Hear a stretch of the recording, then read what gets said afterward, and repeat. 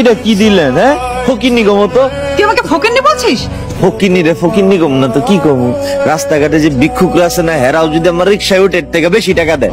বেয়াদব, তোকে ভাড়াই দিব না, দে আমার টাকা দে। আপনার টাকা আমি নিবো না, আপনার যে ভাড়া দেওয়ার ক্ষমতা না সেটা আমি বুঝছি।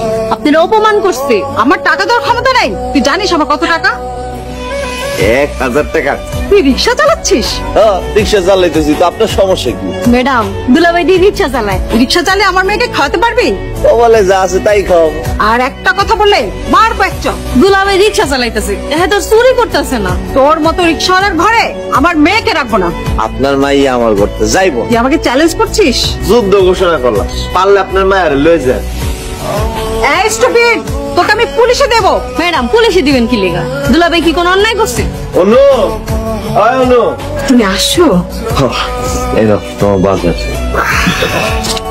অর্ধেক বেলা যেতে না যেতেই তুমি এত টাকা নিয়ে আসছো। তুমি কি নতুন কোনো কাজ পেয়েছো? আরে না, কাজ পাইনি, কাজ জন্ম দিছি। কাজ জন্ম দিয়েছো মানে?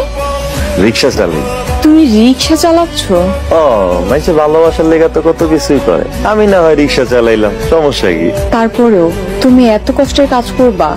দেখো না, রিক্সা চালানো বাদ দিয়ে অন্য কোনো কাজ করা যায় কিনা। আচ্ছা এটা না পরে দেখা যাবো, কিন্তু আগে কিছু কামাই করে পেট তো চালাইতে হবে। আচ্ছা ঠিক আছে, যাও তুমি ফ্রেশ হয়ে আসো, বিশ্রাম নিবে।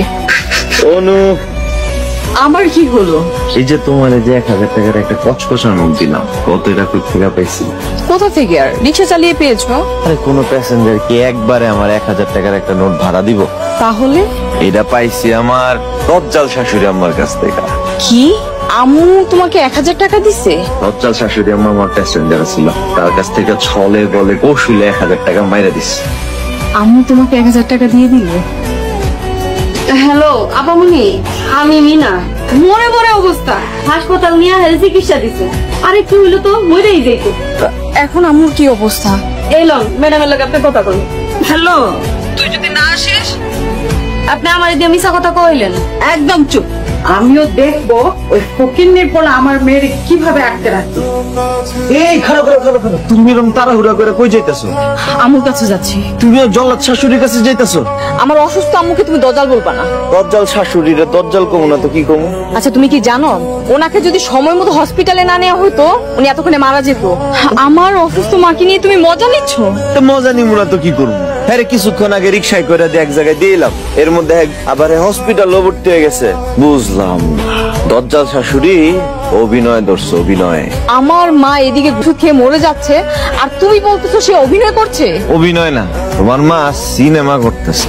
ওই যে দেখছো না সিনেমাতে বড়লোক মায়েরা তাদের মেয়েরা যদি গরিব ঘরের কোনো ছেলের সাথে ভাইগা যায়, তারে আনার লেগা ছল চাতুর কৌশল কইরা নিয়ে আসে, এরকম অভিনয় করতেছে। আমার অসুস্থ আম্মু সিনেমা করতেছে, তাই না? তোমার আম্মা সিনেমা করতেছে, আমার জল্লাদ শাশুড়ি করা অভিনয়। একদম চুপ, আর একটা কথা বলবা না। অনু, এই কই যাও? আরে দাঁড়াও না।